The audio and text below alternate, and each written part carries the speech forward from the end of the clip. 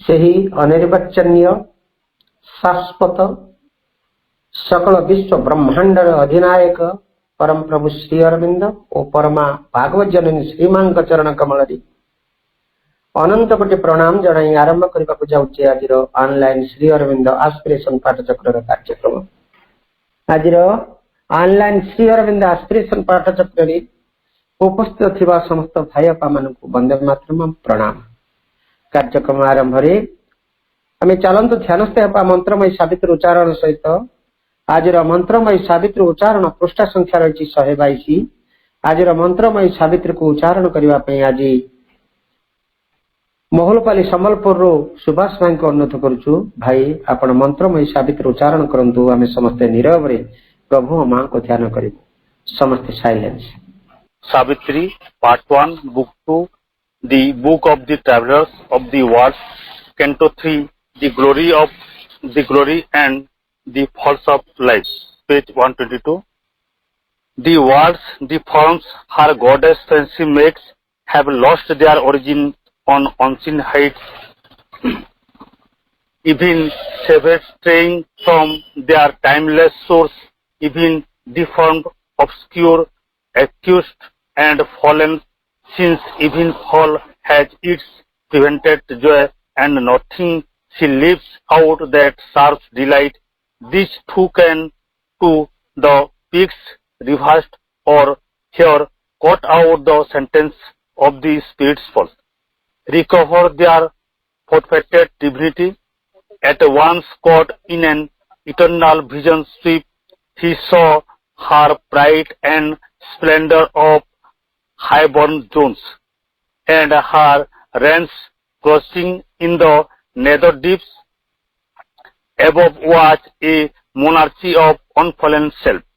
Beneath was the gloomy trance of the abyss, an opposite pole or dim antipodes.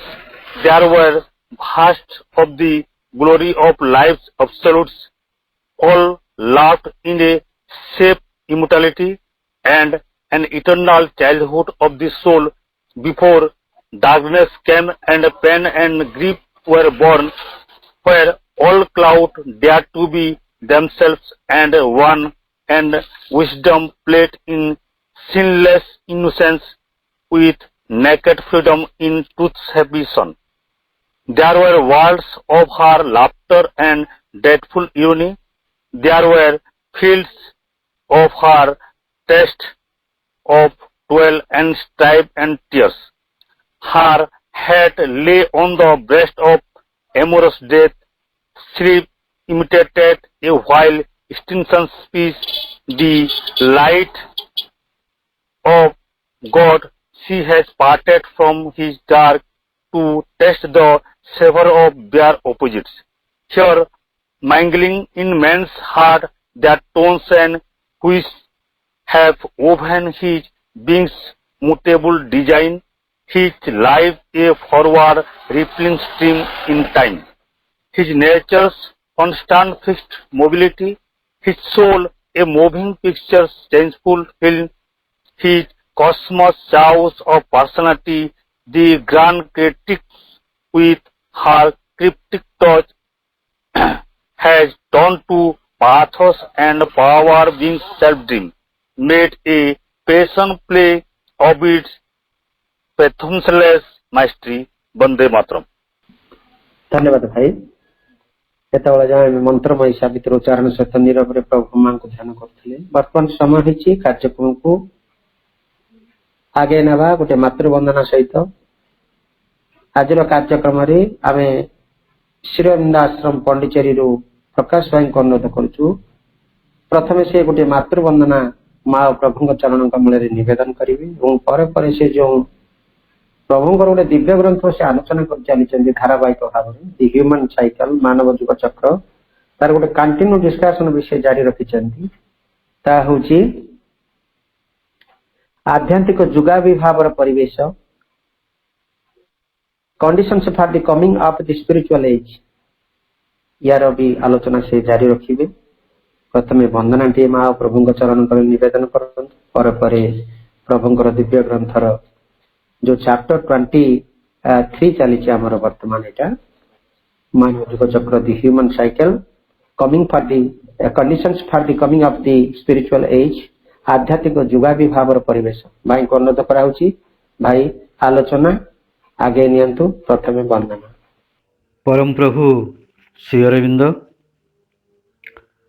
Divya जननी माँ उपस्थित थिबा माँकर समस्त संतान माने दिव्य संतान माने समस्त को शुभेच्छा एवं नमस्कार। जो मातृवंदनाटी वे निवेदन करने जाऊँगी बहुत तात्पर्यपूर्ण जीवन जिते बड़े किसी गोटे छाड़ी आउ गोटे कथा को धरिया हुए से मुहूर्तटीर गीत से समय गीतटी लिखा जाता मोजे एक अजଣା सुअरे भासी जाए मोजे एक अजଣା सुअरे भासी जाए जाने ना मुकाहे क्यों आड़े जाए जाने ना मुकाहे क्यों आड़े जाए जानी केवल माँ मोर पासे पासे थाए जानी केवल माँ मोर पासे पासे थाए मोजे एक अजଣା सुअरे भासी जाए ए दुनिया रे मोर तुम बिना किए अछि सबु थाए किछि नथिबा परी लागुछि माए दुनिया रे मोर तुम बिना किए अछि सबु थाए किछि नथिबा परी लागुछि सुख दुख जेबे मन चहलाए सुख दुख जेबे मन चहलाए तुम हस देखी माँ मुँह सब भूली जाए तुम हस देखी माँ मुँह सब भूली जाए मुझे एक अजଣା सुअरे भासी जाए जाने ना मुकाही क्यों आड़े जाए जाने ना मुकाही क्यों आड़े जाए जानी केवल माँ मोर पासे पासे थाए जानी केवल माँ मोर पासे पासे थाए केबे मो भितरे जदि अहंकार देखा दिए तुम अभिमान देखी हृदय मो कांदी उठे माँ केबे मो भितरे जदि अहंकार देखा दिए तुम अभिमान देखी हृदय मो कांदी उठे तुम चाहणी रे କରୁଣାକୁ ଦେଖି ତୁମ ଚାହାଣୀରେ, କରୁଣାକୁ ଦେଖି ମୋ ଆଖିରୁ ଖାଲି କୃତଜ୍ଞତା ଲୁହ ବହିଯାଏ। ମୋ ଆଖିରୁ ଖାଲି କୃତଜ୍ଞତା ଲୁହ ବହିଯାଏ।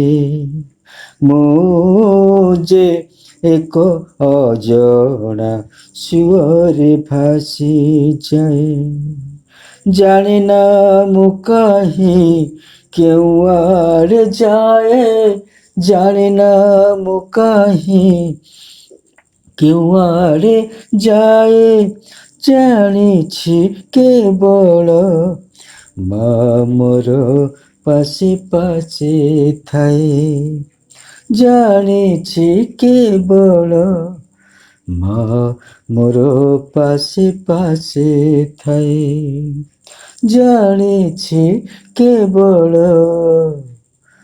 ମା ମୋର ପାଶେ ପାଶେ ଥାଏ।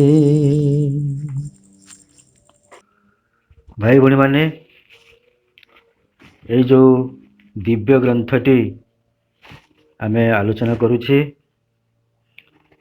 ବିଷୟବସ୍ତୁ ରହିଛି conditions for the coming of A spiritual age, ଆଧ୍ୟାତ୍ମିକ ଯୁଗାବିର୍ଭାବର ପରିବେଶ। ଏହି ଚାପ୍ଟରର ଶେଷ କେତୋଟି ପାରାଗ୍ରାଫ ଆମେ ଆଜି ଆଲୋଚନା କରିବା।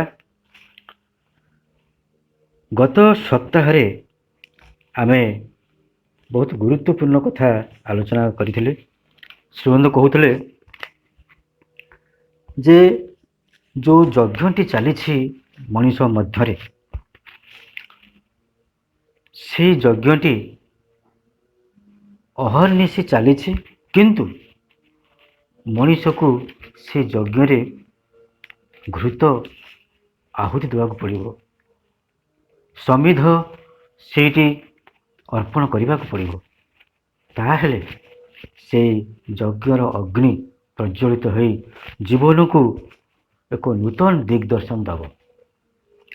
ତେବେ ଗତ ଥର ଆମେ ଆଲୋଚନା କରିଥିଲେ ଯେଉଁ ଅଗ୍ନିଟି ସେଠି ପ୍ରଜ୍ୱଳିତ ହୋଇ ରହିଛି, ତାହା ହେଉଛି ସେଇ ଚୈତ୍ୟଙ୍କର ଅଗ୍ନି।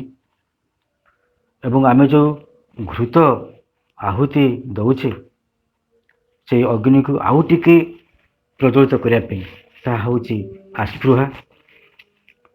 ଏବଂ ଆମର ଜୀବନର ଯାବତୀୟ କଥା ସେଇ ଯେଉଁ ଅଗ୍ନି ମଧ୍ୟକୁ ଆମେ ନିକ୍ଷେପ କରୁଛେ ସମିଧକୁ ପ୍ରତୀକାତ୍ମକ ଭାବରେ।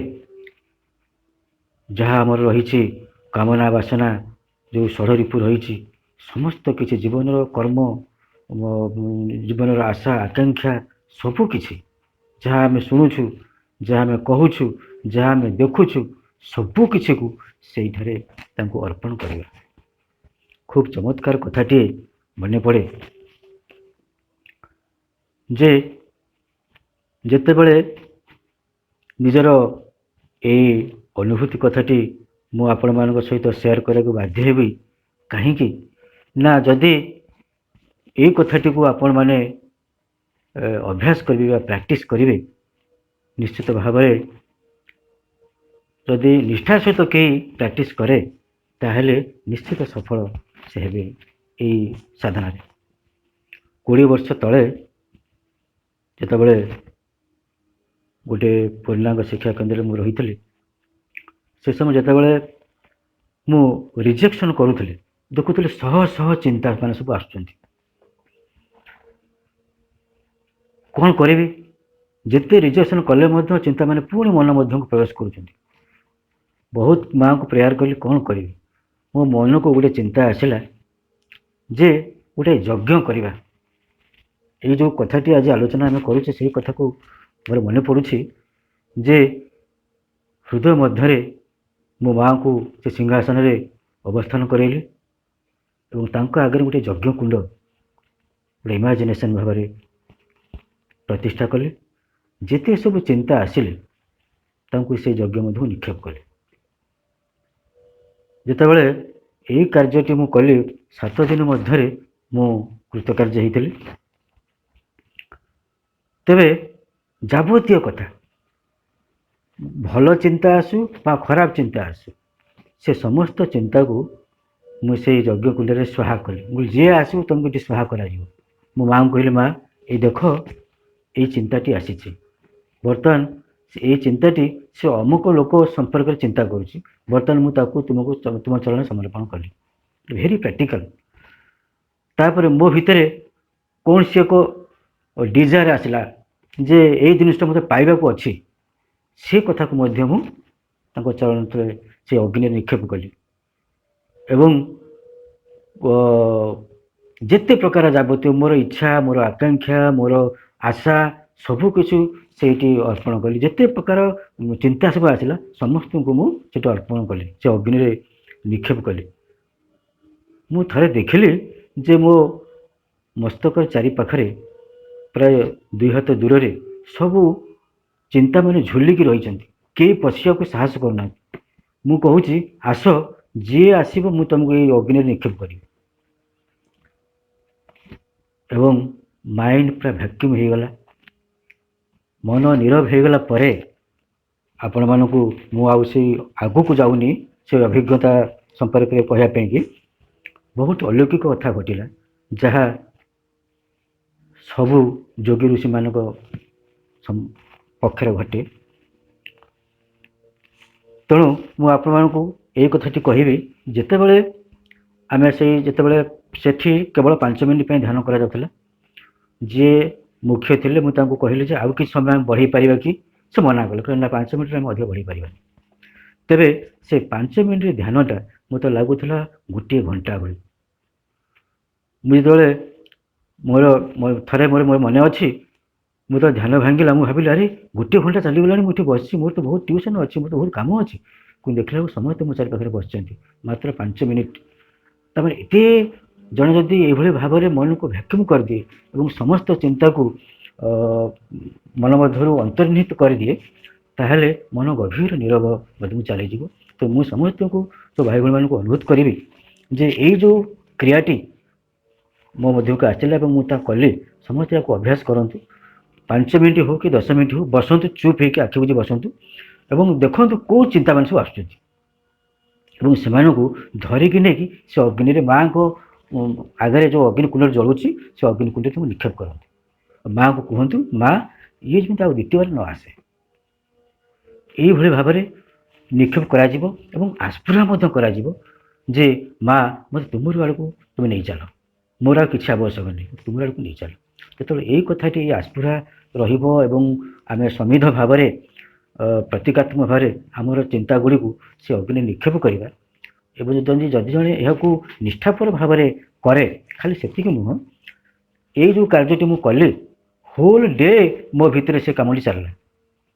ମାନେ ସକାଳୁ ଠାରୁ ଆରମ୍ଭ କରି ସନ୍ଧ୍ୟା ଶୋଇବା ପର୍ଯ୍ୟନ୍ତ ସବୁ ହୋଲ୍ ଡେ ଚାଲିଲା।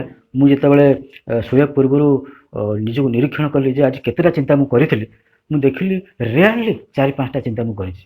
କାହିଁକି ନା ଆମେ ଯେତେବେଳେ ଚିନ୍ତା କରୁଛେ କିଛି ଭଲ ଚିନ୍ତା ତ କରୁଛେ ନା, କିଛି ଗୋଟେ ପଜିଟିଭ୍ ଚିନ୍ତା କରୁଛେ ଯେ ଆଜି ମୋର ଏଇ କାମ କରିବାର ଅଛି, କାଲିକୁ ମୋର ଏଇ କଥା କରିବାର ଅଛି, ବା ମୁଁ ଏଇ ଜିନିଷ କରିବି, ସେଭଳି ତ ଚିନ୍ତା ଗୋଟେ ଅଛି ନା।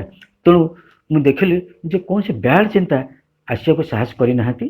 ଆଉ ଯେଉଁ ଚିନ୍ତାଟି ମୁଁ ନିଜେ କ୍ରିଏଟ୍ କରିଛି, ମାନେ କିଛି କାର୍ଯ୍ୟ ପାଇଁକି, ସେତିକି ହିଁ ଚିନ୍ତା, ଆଉ ଅନ୍ୟ ଚିନ୍ତାମାନେ ଆସିବାକୁ ସାହସ କରିନାହାନ୍ତି। ତେଣୁ ନିଶ୍ଚିତ ଭାବରେ ଆପଣମାନେ ଏଥିରେ ସଫଳ ହେବେ। ଯଦି ମୁଁ ସଫଳ ହେଇଛି, ନିଶ୍ଚିତ ଭାବରେ ସଫଳ ହେବେ। ମୁଁ ଆଶା କରୁଛି ଯେ ଏଇ କଥାଟି ମୁଁ ସେୟାର କଲି ଏଇ ସକାଶେ ଯେ ଅନ୍ୟମାନେ ମଧ୍ୟ, ଯେହେତୁ ଶ୍ରୀ ଅରବିନ୍ଦ ସବୁ କଥାକୁ ଖୋଲି କହିଛନ୍ତି, ତ ମୁଁ ମଧ୍ୟ ଏଇ କଥାଟିକୁ, ମୋର ନିଜର ଅଭିଜ୍ଞତାଟିକୁ ମୁଁ ଆପଣଙ୍କୁ କହିଲି।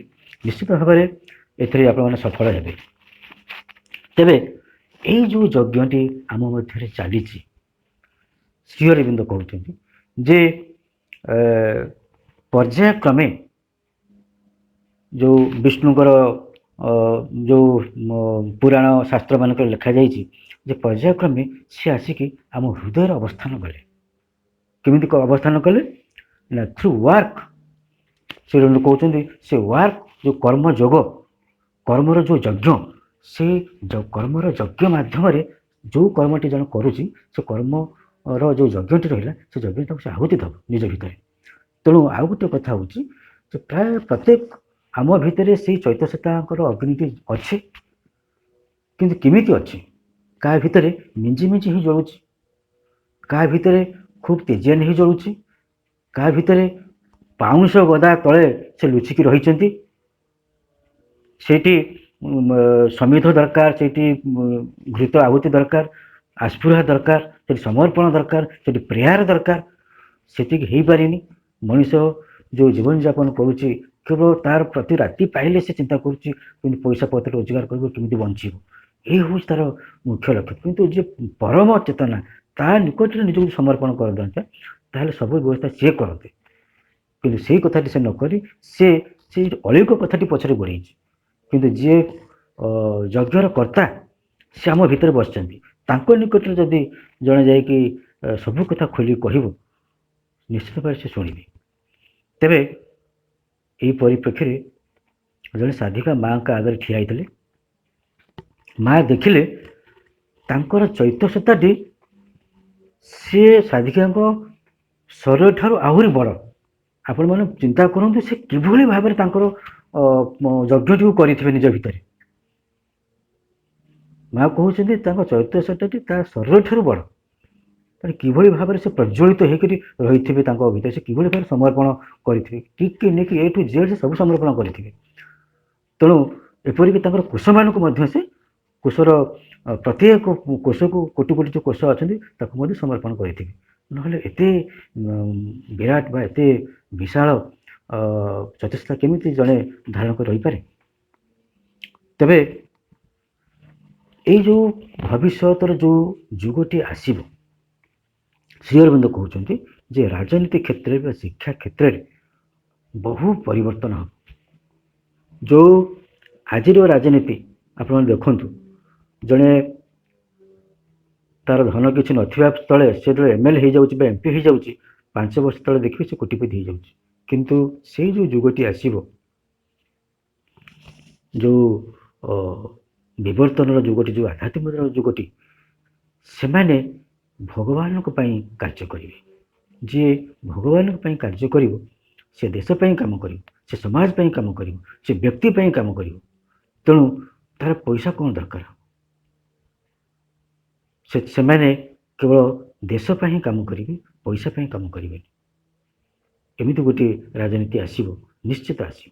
ଶିକ୍ଷା କ୍ଷେତ୍ରରେ ମଧ୍ୟ ଜଣେ ଆମେ ଏଠି ଆମ ପିଲାମାନଙ୍କୁ ଯେଉଁ ଶିକ୍ଷା ଦେଉଛୁ, କ'ଣ ପାଇଁ ଶିକ୍ଷା ଦେଉଛୁ? ସେ ଚାକିରି କରିବ, ତାର ମୁଖ୍ୟ ଉଦ୍ଦେଶ୍ୟ ହେଉଛି କ'ଣ? ସେ ଚାକିରି କରିବ। କିନ୍ତୁ ସେଇ ଯେଉଁ ଯୁଗରେ ପିତାମାତା ମାନେ ତାଙ୍କୁ ପିଲାଙ୍କୁ ଶିଖେଇବେ how to discover his soul. ତା ସୋଲକୁ ସେ କେମିତି ଆବିଷ୍କାର କରିବ। ଯଦି ଜଣେ ସେଇ ରାସ୍ତାରେ ଯାଉଥାଏ ତାହେଲେ ଇଏ ତ ଅଳିକ, ଏ ଚାକିରିଟା ଗୋଟେ ଅଳିକ। ଯେମିତି ଆମର ଷ୍ଟୁଡେଣ୍ଟସ୍ ପେୟାରରେ ରହିଛି ଯେ ଆମେ ପାଠ ପଢ଼ୁଛୁ ଚାକିରି ପାଇଁ ନୁହଁ, ଧନ ଅର୍ଜନ ପାଇଁ ନୁହଁ, କି ଟଙ୍କା ପଇସା ପାଇଁ ନୁହଁ, ଆମେ ପାଠ ପଢ଼ୁଛୁ ଜ୍ଞାନ ଅର୍ଜନ ପାଇଁ, ନିଜକୁ ଜାଣିବା ପାଇଁ, ନିଜକୁ ଆବିଷ୍କାର କରିବା ପାଇଁ। ଜଣେ ଯଦି ନିଜକୁ ଆବିଷ୍କାର କରିବା ପାଇଁ, ନିଜକୁ ଜାଣିବା ପାଇଁ କି ଯଦି ପାଠ ପଢ଼େ ତାହେଲେ ସେ କେତେ ପରିଶ୍ରମ କରିବ, ତାର ଭାଷ୍ଟ ନଲେଜ ହେବ ସେ। ଆଉ ସେ ଭାଷ୍ଟ ନଲେଜ ଆଗରେ ଚାକିରିଟା କ'ଣ? ଚାକିରିଟା ଅଟୋମେଟିକାଲି ତା ପାଖକୁ ଆସିବ। ସେମିତି ସେ ଯେଉଁ ଭବିଷ୍ୟତର ଯେଉଁ ଯୁଗଟି ଆସିବ, ତାର ପିତାମାତା ମାନେ ତାକୁ ଶିଖେଇବେ ଯେ କେମିତି ସେ ତା ଚୈତନ୍ୟତାକୁ ଆବିଷ୍କାର କରିବ। ଏଇ କଥା ଯେତେବେଳେ ଜଣେ ପ୍ରକୃତ ଶିକ୍ଷାଟି ଯେତେବେଳେ ଏଇଠୁ ଆରମ୍ଭ ହେବ, ସେତେବେଳେ ତା ପାଇଁ ସବୁକିଛି ତା ପାଦ ପାଖରେ ଠିଆ ହେଇଯିବ। ଯେତେ ଐଶ୍ୱର୍ଯ୍ୟ, ଯେତେ ପ୍ରଶଂସା, ଯେତେ ସାର୍ଟିଫିକେଟ ସବୁ ଆସି ତା ପାଖରେ ପହଞ୍ଚିବ। ତେଣୁ ଶ୍ରୀ ଅରବିନ୍ଦ କହୁଛନ୍ତି, ତାପରେ କହୁଛନ୍ତି ଯେ କଳା କଥା କହୁଛନ୍ତି, କଳା କ୍ଷେତ୍ରରେ ମଧ୍ୟ ଏମିତି କିଛି ଘଟିବ। ଆପଣମାନେ ଦେଖିଥିବେ ଡାଇନିଂ ହଲରେ ଯେଉଁ ପେଣ୍ଟିଂ ଗୁଡ଼ା ସବୁ ଟଙ୍ଗା ହେଇଛି, ଆପଣ ଦେଖିବେ ସାଧାରଣ ମଣିଷ ବାହ୍ୟ ଜଗତର ଗୋଟେ ଲୋକଟେ ଯଦି ଆସିବ, ସେ ପେଣ୍ଟିଂ ଦେଖିବ, ସେ ବିନ୍ଦୁ ବିସର୍ଗ ବୁଝିପାରିବନି କ'ଣ ଆର ଏ ପେଣ୍ଟିଂର ଉଦ୍ଦେଶ୍ୟ କ'ଣ।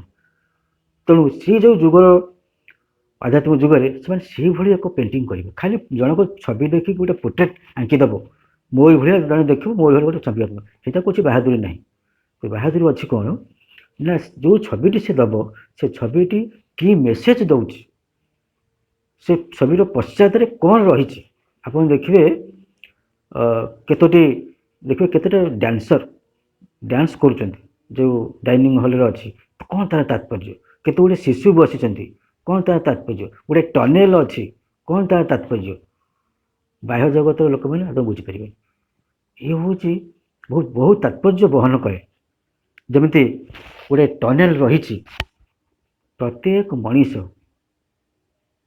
से टनेल मध्य दे जीवाकू बाध्य ये हूँ तार मेसेज माँ माँ जो कहते प्रीति घोष को जे से विषय से लिखिं से छवि से आंकी प्रत्येक मनीष जिते चेतनार स्तर पर स्तर जन अग्रगति कर चली से टनेल पाखे जा पहुँच से टनेल भितर देख जावाक ही पड़े और शेष से टनेल शेष रही आलोक तेणु ये श्रीमद आमको कहते जे से सबू छवि को भेद करी ता मध्य रही साइकोलोजिकल फिलोसोफिकल विषयवस्तु को मनीष सम्मुख को आनिबा और तार तात्पर्य और एक सृजनात्मक अंतर्दृष्टि द्वारा से कला को परिपुष्ट करने होची कलार मुख्य उद्देश्य से एमती गोटे सृजन शक्ति ता भीतर रही सेमती गोटे कथा को फिलोसोफिकल रही साइकोलोजिकल कथा रही जन देखिए आश्चर्य साधारण मनुष्य बुझीपारे जे कौन ये चित्रटर मीनिंग कौन आजिकल बहुत मॉडर्न आर्टिस्ट मैंने ये चित्र सब आंकुंट जो आवार्ड मिलूँ तो पुनर्वार से कहते जो दृश्य तथा अदृश्य वस्तुगुड़िक जो परम सत्य और परम सौंदर्य को प्रकाश करुँच मुखापरि रही अर्थात प्रतीक हो रही तात्पर्यपूर्ण हो रही कला सेगुड़िक मध्य परम सत्य परम सौंदर्य को उद्घाटित कर प्रकृति आम चारिपाखे रही से परम चेतना को धारण कर रही किंतु आमर से दृष्टि ना से अदृश्य किसी अदृश्य भाव रही कि दृश्य भाव में रही अदृश्य भाव केमी रही आम जो ध्यान करुचे से चेतना स्तर को चली जाऊे से किसी गोटे दृश्य आम देखुचे जहाँ आम भिजन कहे सूक्ष्म दर्शन कहे से सूक्ष्म दर्शन में जो दृश्यटी जड़े देखे से तार तात्पर्य कौन तार उद्देश्य कौन कहीं से देखला से कथाटी को जड़े चित्रकर ता चित्र माध्यम प्रकाश करे जमिति जड़े देखुची ध्यान रे जे रेल गाड़ी से बसी चली जाऊँ कौन यार तात्पर्य कौन तार तात्पर्य हूँ साधन तार द्रुत अग्रगति घटला जदि से देखुचे जे से गोटे मुकुट पिंधि तार आध्यात्मिक अर्थ हूँ से कार्य सफलता हासिल करी बा गोटे उच्चतर चेतना जाए पहुँच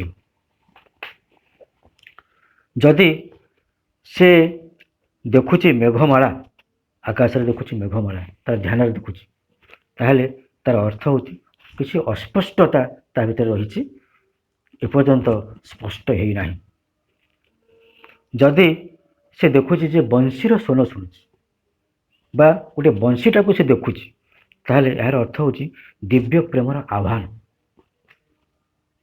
ये तात्पर्यपूर्ण कथा गुड़ी से शिल्पी माने से चित्रकर माने चित्र माध्यम पेंटिंग माध्यम प्रकाश करेंगे से कहते to reveal the truth and beauty of which things visible to us and invisible are the forms, the masks or the symbols and significant figures. से जो सिंबल को बहन कर से जो सिग्निफिकेंट अर्थ जो बहन करू से आम सम्मुख को नहीं आसवे तापर श्रीबंधु कहते जे से जो नूतन जो जुगटी आसो जो आध्यात्मिक जुगटी आसो भविष्य से आध्यात्मिक समाज भितर रहूथिबा सन्थ ठारू अपराधी पर्यंत समस्त से समाज समान दृष्टि देखिब। कौन कहीं समान दृष्टि देखिब ना ये जो अपराधीटी रही ए भी दिने से सन्थ स्तर को जापर ता भीतर से पॉसिबिलिटी अच्छी से कारण से जो पॉसिबिलिटी कारण जमिति से माने कहिबे जे दशी रत्नाकर जदि वाल्मीकि हो पारा ये अपराधीटी कहीं सन्थ हो न पार जेहेतु ता भितर चैतसता रही सन्थ भितर चैतसता रही तेणु देयर इज ए पॉसिबिलिटी से गोटे संभावना अच्छी तेणु से जो युग आसब से सन्थ आउ अपराधी को समान दृष्टि देखिए। समाजर केतेक निर्दिष्ट नियम अनुसार से अपराधी मानू से केबे भी दंडित करेंगे ना जदिओ दंड देवार व्यवस्था थी एवं जमी आम अपराधी मान को दंडित करुचे तब जेल को पठे दौचे से समय जेल न से अपराधी को अनुताप करने ताकू गोटे कार्य दिज्व जे से कार्य से शिखब कारण से सबुआड़े से आध्यात्मिक वातावरण रही से अनुताप कर ना से भूल करी तेणु से निजे निजे कह मत दंड न मिले मु किंतु निजक निजे दंड देवी और निजक निजे ए शिखी भारी चमत्कार कथाटी मुझे कहते जे समाजर सबु नियम को मनीष मानिबा को बाध्य हेबो नाही से समय अर्थात मनीष समाज रे स्वाधीन भाव में जीवन यापन कर अवश्य टिके टिके से अवस्था को मनीष जाइछि जमिति आपण मानकर सहर मानक जो अपार्टमेंट सब रही लोक मैंने रोचंती गाँ गहली रे किंतु केते नीति नियम केते बाड़ बता सब रही माने जो मैंने शिक्षित लोक से गाँव को आसक भय करते यही सकाशे केते प्रकार रिचुआल केते प्रकार नीति नियम केते प्रकार दंड विधान ये सब रही आमर समाज मध्य तेरे श्रीबंधु कहते जे भविष्य से आध्यात्मिक समाज व्यक्ति मान को एक एक आत्मा दृष्टि देखिब समस्ते जड़े जड़े आत्मा प्रत्येक मनीष गोटे दुख जंत्रणा जर्जरित जीवन बंचुंट संसार माया जाल छंदी हो रही से उद्धार पाइबा लगी से आत्मा गुड़ी को अपेक्षा कर दृष्टि देख जे they are waiting for their psychic being तेणु से प्रत्येक मनीष से स्तर को दिन ना दिन जीव जो मैंने श्री अरविंद को जोगरे नहांती बा अन्यान्य धर्म रही संप्रदाय रही से दिने यही रास्ता को आसवा को बाध्य चेतनागत दृष्टिकोण यही बाट को आसवे दिने कहीं ना जड़े जो पंचम श्रेणी पढ़ुची से दिन ना दिन दशम को जीव एक सत्य आपको कहीं नहीं करें ना नास्ती करें ना जे से जीव ना बोली निश्चित जीव जन को जब 5 वर्ष होती से निश्चित 10 वर्ष पहुँच पदार्पण कर निश्चय बड़ हम तापर बुढ़ा हम जदि यही भाव में मनीषर अग्रगति अच्छी तारे विवर्तन क्षेत्र में से एका कथा मनीष ये जन्म जदि एतिक बाट जाइए नेक्स्ट बार्थ रे से आहरी अनेक दूर गति कर केते गुड़ाए जन्म नहीं से जाए पहुँच से स्तर में निश्चित भाव में एक कथा आगुरी धार्य हो रही जे जे कुकुरटी होती से दिने मनीष हम जे मनीषटीए होती से दिने से परम को उपलब्धि कर यहाँ शेष कथा जन्म पर जन्म पुनरपि जन्म पुनरपि मरण पुनरपि जननी जठर शयन जो कथर आलोचना करते बारंबार से जन्म हो जेपर्यंत से परम चेतना को उपलब्धि न करिछे तापरे श्रीबंधु कहते जे समाज व्यक्ति को यही दृष्टि देखे जे दिने ना दिने से तार चैतन्यता को आविष्कार कर जो भविष्यवाणी श्रीबंधु कर ପବିତ୍ର ଏଇ ସମାଜ ଆସିବ। କିନ୍ତୁ ମାଳିକା ଆମକୁ ଖୁବ୍ ଭୟଭୀତ କରି ପକାଉଛି ଯେ କ'ଣ ହେବ ନା ଏମିତି ପୃଥିବୀରେ ସବୁ ଅନ୍ୟାୟ ଅତ୍ୟାଚାର ମାଡ଼ିଯିବ।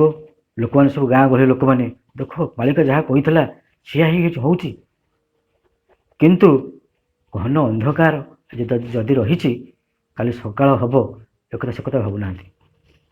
ସେମାନେ ଖାଲି ବିଳାପ କରୁଛନ୍ତି ଯେ ମାଳିକା ଯାହା ଲେଖା ହେଇଛି ହେଇ ଉଲ୍କାପାତ ହେବ, ଲୋକମାନେ ପରସ୍ପରକୁ ମାରି ପକେଇବେ, ଆଉ ସେ କଳିକି ଆସିବେ।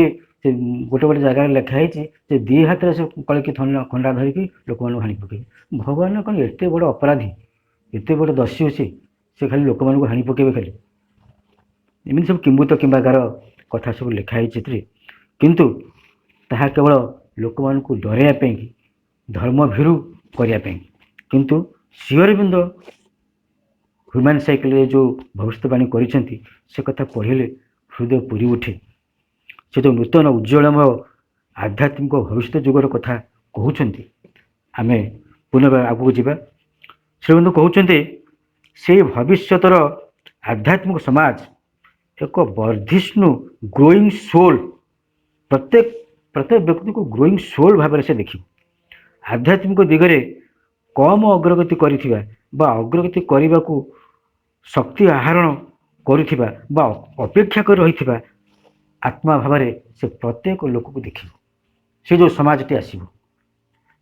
ଏହାପରେ ଶ୍ରୀମନ୍ତ କହୁଛନ୍ତି ଯେ ରାଜନୀତି କ୍ଷେତ୍ର ହେଉ ବା ଶିକ୍ଷା କ୍ଷେତ୍ରରେ ହେଉ, ସମାଜ କ୍ଷେତ୍ରରେ ହେଉ ବା ଅର୍ଥନୀତି କ୍ଷେତ୍ରରେ ହେଉ, ସବୁ କ୍ଷେତ୍ରରେ ପରିବର୍ତ୍ତନଟି ଆସିବ।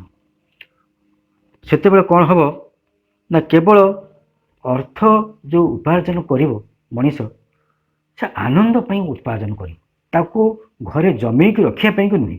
ଶ୍ରୀଅରବିନ୍ଦ କହୁଛନ୍ତି ଯଦି ମୋର ଯେତିକି ଆବଶ୍ୟକ ମୁଁ ଯଦି ତାଠୁ ଅଧିକ କିଛି ରଖିଲି ତାହେଲେ ମୁଁ ହେଉଛି ଚୋର। ମାନେ କେତେ ମହାନ କଥା ସେ କହୁଛନ୍ତି। ଆଉ ତାଙ୍କ ଜୀବନ ସାରା ଜୀବନରେ ମଧ୍ୟ ତାଙ୍କ ପାଖରେ ପଇସାଟିଏ ନଥିଲା। କିନ୍ତୁ ଆଜି ଦେଖନ୍ତୁ ଓଡ଼ିଶାରେ 600ରୁ ଅଧିକ ପୂର୍ଣ୍ଣାଙ୍ଗ ଶିକ୍ଷା କେନ୍ଦ୍ର, ଶ୍ରୀ ଅରବିନ୍ଦ ପୂର୍ଣ୍ଣାଙ୍ଗ ଶିକ୍ଷା କେନ୍ଦ୍ର ଏବଂ 75ରୁ ଅଧିକ ସେଣ୍ଟର, ରିଲିଫ୍ ସେଣ୍ଟର ରହିଛି ସବୁ, ଏବଂ ସମଗ୍ର ପୃଥିବୀରେ ମଧ୍ୟ ତାଙ୍କର ସେଣ୍ଟର ସବୁ ରହିଛି। ତ ତାହାର କଳନା ନାହିଁ। ତେବେ ଶ୍ରୀଅରବିନ୍ଦ କହୁଛନ୍ତି ଯେ ଅର୍ଥ ଉପାର୍ଜନ ପାଇଁ ଦେଶ ବା ରାଜ୍ୟମାନେ ଯେଉଁ ଇଣ୍ଡଷ୍ଟ୍ରି ସବୁ ଖୋଲିବେ, ଖାଲି ଟଙ୍କା ରୋଜଗାର ପାଇଁ ନୁହେଁ, ମଣିଷକୁ ତାର ଅନୁରୂପ କାର୍ଯ୍ୟଟି ତାକୁ ଯୋଗାଇ ଦେବା ପାଇଁ ସେମାନେ କରିବେ। ଯେଉଁ ବ୍ୟକ୍ତି ଯେଉଁ କାର୍ଯ୍ୟରେ ପାରଙ୍ଗମ ତାକୁ ସେହି କାର୍ଯ୍ୟଟି ହିଁ ଦିଆଯିବ। ଏବଂ ଶ୍ରୀମନ୍ତ କହୁଛନ୍ତି ଧରାଯାଉ ଜଣେ କମ୍ପ୍ୟୁଟରର କାମ ଜାଣିଛି, ସେହି କାର୍ଯ୍ୟ ହିଁ ତାକୁ ଦିଆଯିବ। କିନ୍ତୁ ତା ସହିତ ସେ ସଙ୍ଗୀତ, ନୃତ୍ୟ, ଭାସ୍କର୍ଯ୍ୟ ଏସବୁ କଥା ମଧ୍ୟ ସେ ଜାଣିବ। ପୁଣି କହୁଛନ୍ତି ଯେ କେବଳ କେତେକ ଲୋକଙ୍କୁ ନୁହେଁ, ମାତ୍ର ସମସ୍ତଙ୍କୁ ତାହାର ଯଥାସମ୍ଭବ ସର୍ବୋଚ୍ଚ ପରିମାଣରେ ସେ ଆନନ୍ଦଟିକୁ ଯୋଗାଇ ଦିଆଯିବ। କର୍ମ କରିବ ଆନନ୍ଦ ସକାଶେ ସେ କର୍ମ କରିବ, ପଇସା ଉପାର୍ଜନ ସକାଶେ ନୁହେଁ। ମାନେ ଅର୍ଥନୀତି ଏଇଟା କେତେ ବଦଳିଯିବ ସେଠି। ନିଜ ଜୀବନର ଯେଉଁ ଇନର ଜର୍ଣ୍ଣିଟା ଯେଉଁ ରହିଛି, ଆନ୍ତର ବିକାଶ ଯେଉଁ ରହିଛି, ସେଇଟା ହିଁ ତାର ମୁଖ୍ୟ କଥା ହେଇକି ରହିବ। ସମସ୍ତଙ୍କ ଲାଗି ଗୋଟିଏ ସରଳ, ସମ୍ପନ୍ନ ତଥା ସୁନ୍ଦର ଜୀବନ ଉପଲବ୍ଧ ହେଇପାରିବ, ସେଭଳି ସମାଜ ତା ପାଇଁ କାର୍ଯ୍ୟ ଯୋଗାଇ ଦେବ। ତାପରେ ଶ୍ରୀଅରବିନ୍ଦ କହୁଛନ୍ତି ଯେ ଦେଶ ଦେଶ ଭିତରେ ଯେଉଁଭଳି ଭାବରେ ଯୁଦ୍ଧ ଚାଲୁଛି, ଆପଣମାନେ ଦେଖିବେ ପାକିସ୍ତାନ ଚୀନ ସହିତ ଭାରତର ଯେଉଁ ଦ୍ୱନ୍ଦ୍ୱ ଯୁଦ୍ଧ ଚାଲିଛି, ସାଇକୋଲୋଜିକାଲ ୱାର୍ ଚାଲିଛି, ଯାହାକୁ କୁହାଯାଉଛି ସାଇଲେନ୍ସ ୱାର୍। ଏବେ ଭାରତ କେତେ କେତେ ରାଫେଲ ସବୁ କିଣିବାରେ ଲାଗିଲେଣି, କେତେ କେତେ ଯନ୍ତ୍ର ସବୁ କିଣି, ସେସବୁ ଯୁଗରେ ଏସବୁ କିଛି ଆବଶ୍ୟକତା ହିଁ ପଡ଼ିବନି। କାରଣ ପ୍ରତ୍ୟେକର ଲକ୍ଷ୍ୟ ଥିବ ଯେ ସେ ତା ନିଜ ଚତୁର୍ଥଙ୍କୁ କିନ୍ତୁ ଆବିଷ୍କାର କରିବ। ତେଣୁ ସେଇ ଯେଉଁ ଯୁଗ ଆସିବ, ସେ ଏଇଭଳି ଚାଇନା ଭଳିଆ ଦେଶ, ପାକିସ୍ତାନ ଭଳିଆ ଦେଶକୁ ସେ ରଖିବନି। ଆଉ ସେ ସମୟରେ ଏମାନେ ସବୁ ଥିବେ କି ନାହିଁ ସନ୍ଦେହ, ଏଇସବୁ ଦେଶ ଥିବେ କି ନାହିଁ ସନ୍ଦେହ। ଆଉ ଯଦି ବା ଥିବେ ଏମାନଙ୍କର ସତ୍ତା ହିଁ ନଥିବ। କାହିଁକି ନା ବିବର୍ତ୍ତନ କ୍ଷେତ୍ରରେ ଅତିମାନ ଶକ୍ତି ଯେଉଁ ଦ୍ରୁତ ଭାବରେ ତାର କାର୍ଯ୍ୟ କରୁଛି, ଏମିତି ଦ୍ରୁତ ଭାବରେ କାର୍ଯ୍ୟ କରୁଛି ଯେ କେହି ବି ବୁଝିପାରୁନାହାନ୍ତି ଯେ କ'ଣ ଘଟୁଛି। କିନ୍ତୁ ଯେଉଁମାନେ ମାନେ ଅର୍ଡ଼ିନାରୀ ମେଣ୍ଟାଲିଟି ରହିଛନ୍ତି ସେମାନେ ଖାଲି ହାୟ ହାୟ କରୁଛନ୍ତି, ଯୁଗ କୁଆଡ଼େ ଚାଲିଗଲା, ଏତେ ସବୁ କ'ଣ ସବୁ ହେଉଛି, କ'ଣ ହେବ, ଏ ପୃଥିବୀ କ'ଣ ରହିବ, ଏ ପୃଥିବୀ ଧ୍ୱଂସ ହେଇଯିବ। ସେମାନେ ଭାବୁନାହାନ୍ତି ଯେ ଘନ ଅନ୍ଧକାର ରାତ୍ରି ପରେ ଆସନ୍ତାକାଲି ସକାଳ ହେବ, ଏ ବିଶ୍ୱାସ ସେମାନଙ୍କର ନାହିଁ। କିନ୍ତୁ ଯେଉଁମାନେ ଶ୍ରୀ ଅରବିନ୍ଦଙ୍କର ଯୁଗରେ ବା ଦର୍ଶନରେ ବିଶ୍ୱାସ କରନ୍ତି ସେମାନେ ସମସ୍ତେ ଏ କଥା ବିଶ୍ୱାସ କରନ୍ତି ଦିନେ ସୁପରମ୍ୟାନ ଏ ପୃଥିବୀକୁ ଅବତରଣ କରିବ, ଦିନେ ମଣିଷର ରୂପାନ୍ତର ହେବ। ତେବେ ଶ୍ରୀ ଅରବିନ୍ଦ କହୁଛନ୍ତି ଯେ ଭବିଷ୍ୟତର ସେହି ଆଧ୍ୟାତ୍ମିକ ଯୁଗଟିରେ ପ୍ରତ୍ୟେକ ବ୍ୟକ୍ତିର, ପ୍ରତ୍ୟେକ ସମାଜର, ପ୍ରତ୍ୟେକ ଦେଶର ଲକ୍ଷ୍ୟ ହେବ ସେହି ପରମ ଦିବ୍ୟତାଙ୍କୁ ପ୍ରାପ୍ତ କରିବା, ଅର୍ଥାତ୍ ଆଧ୍ୟାତ୍ମିକ ଭାବରେ ଅଗ୍ରଗତି କରିବା, ଏକ ଆଧ୍ୟାତ୍ମିକ ଦ୍ୱାରା ଅନୁରଣିତ ଜୀବନ ବଞ୍ଚିବା। ସେଥିପାଇଁ ସେ କହୁଛନ୍ତି ଯେ and that work would be to find the divine self in the individual and the collectivity and to realize spiritually, mentally, vitally, materially its greatest, largest, richest and deepest possibilities in the inner life of all and their outer action and nature। କେତେ ସୁନ୍ଦର କଥା ସେ କହୁଛନ୍ତି ଯେ ସବୁ ମଣିଷଙ୍କର ଆନ୍ତର୍ଜୀବନ ଓ ବାହ୍ୟ କର୍ମ ସକଳ ଯେଉଁ ରହିଛି ସବୁଗୁଡ଼ିକ ସକଳ ସ୍ୱଭାବରେ ଆଧ୍ୟାତ୍ମିକ, ମନୋଗତ, ପ୍ରାଣଗତ, ଭୌତିକ, ଶରୀରଗତ ଯାବତୀୟ କ୍ଷେତ୍ରରେ ନିଜର ବୃହତ୍ତମ, ପ୍ରଶସ୍ତତମ, ସମ୍ପନ୍ନତମ ତଥା ଗଭୀରତମ ସମ୍ଭାବନା ଗୁଡ଼ିକର ଉପଲବ୍ଧି ସେ କରିବ। ତା ଭିତରେ ଯେତେ ଯାହା ରହିଛି ସବୁଗୁଡ଼ିକୁ ସେ ଉପଲବ୍ଧି କରିବ। ତାପରେ କହୁଛନ୍ତି ଯେ ସେଇ ଯେଉଁ ସମାଜ ଆସିବ ସେ ମଣିଷ ଭିତରେ ରହିଥିବା ଯେଉଁ ଇନର ଫ୍ରିଡମ୍ଟା ରହିଛି ତାକୁ ସେ ବୁଝିପାରିବ। ମଣିଷ ଭିତରେ ଯେଉଁ ତାର ଆନ୍ତର ସ୍ୱାଧୀନତା ତାକୁ ସେ ଦେବ। ଯଦି ଜଣକୁ ଆନ୍ତର ସ୍ୱାଧୀନତା ଦିଆ ନଯାଏ ସେ କେବେ ହେଲେ ଅଗ୍ରଗତି କରିପାରିବ ନାହିଁ। ଯେଉଁଟା କମ୍ୟୁନିଜିମ୍ ଯେଉଁ ଦେଶରେ ଚାଲିଛି କମ୍ୟୁନିଷ୍ଟ, ସେମାନେ କେବେ ହେଲେ ମଣିଷକୁ ସେ ଆନ୍ତର ସ୍ୱାଧୀନତା ଦିଅନ୍ତିନି। ତେବେ କିନ୍ତୁ କାର୍ଲ ମାର୍କ୍ସ ଯେଉଁ ଉଦ୍ଦେଶ୍ୟରେ ସେଇ କଲ୍ଟି ଆଣିଥିଲେ, ସେ ଦର୍ଶନଟି ଆଣିଥିଲେ, ସେଇଟା ବିଫଳ ହେଇଗଲା। ତେବେ ତାପରେ ଶ୍ରୀମନ୍ତ କହୁଛନ୍ତି ଯେ he is and always must B so long as the last, the slave of others, the slave of his family, the slave of his caste, his clan, his church, his society, his nation, and also own ego and their own lower nature। ସେ କହୁଛନ୍ତି ଯେପର୍ଯ୍ୟନ୍ତ ମଣିଷ ଅନ୍ୟମାନଙ୍କର ଦାସ ହେଇକି ରହିଥିବ, ଫ୍ୟାମିଲିର ଦାସ ହେଇକି ରହିଥିବ, ତାର ଜାତିର କାଷ୍ଟ, ହିଜ୍ କାଷ୍ଟ ତାର ଜାତିର ଦାସ ହେଇକି ରହିଥିବ, ହିଜ୍ କ୍ଲାନ୍ ତାର କୁଳ ବା ବଂଶର ଦାସ ହେଇକି ରହିଥିବ, ହିଜ୍ ଚର୍ଚ୍ଚ ତାର ଧର୍ମର ଦାସ ହେଇକି ରହିଥିବ, ହିଜ୍ ସୋସାଇଟି ତାର ସମାଜର ଦାସ ହେଇକି ରହିଥିବ, ହିଜ୍ ନେସନ୍ ତାର ଦେଶର ଦାସ ହେଇକି ରହିଥିବ ଏବଂ ପରିଶେଷରେ ତାର ଅହଙ୍କାରର ଦାସ ହେଇକି ରହିଥିବ ଏବଂ ତାର ଲୋୟର ନେଚର ତାର ନିମ୍ନ ପ୍ରକୃତିର ଦାସ ହେଇକି ରହିଥିବ, ସେ ପର୍ଯ୍ୟନ୍ତ ଗୋଟେ ଆଧ୍ୟାତ୍ମିକ ଜୀବନ ସେ ବଞ୍ଚିପାରିବ ନାହିଁ। ଯେପର୍ଯ୍ୟନ୍ତ ଏହିସବୁରେ ସେ ଦାସ ହେଇକି ରହିଛି।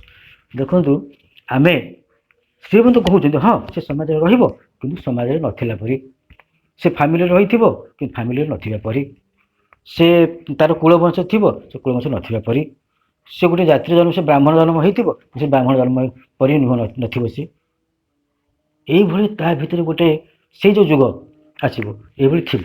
କିନ୍ତୁ ଆମେ ଏବେ ଫ୍ୟାମିଲିର ଦାସ ହେଇକି ସେ ଲୋକଟି ରହିଛି।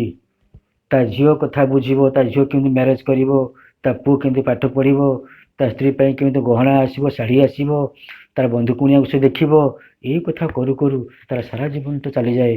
ତା ଭିତର ଚୈତ୍ୟ ସତାର ଯେଉଁ ଅଗ୍ନିଟି ଜଳୁଛି ତା ନିର୍ବାପିତ ହେଇଯାଏ। ସେ ଯଜ୍ଞଟି ସେ କରିପାରେ ନାହିଁ। ଶ୍ରୀ ଅରବିନ୍ଦ କହୁଛନ୍ତି ସେ କରିବ, କିନ୍ତୁ ସେ ନିର୍ଲିପ୍ତ ହେଇକି ରହିବ।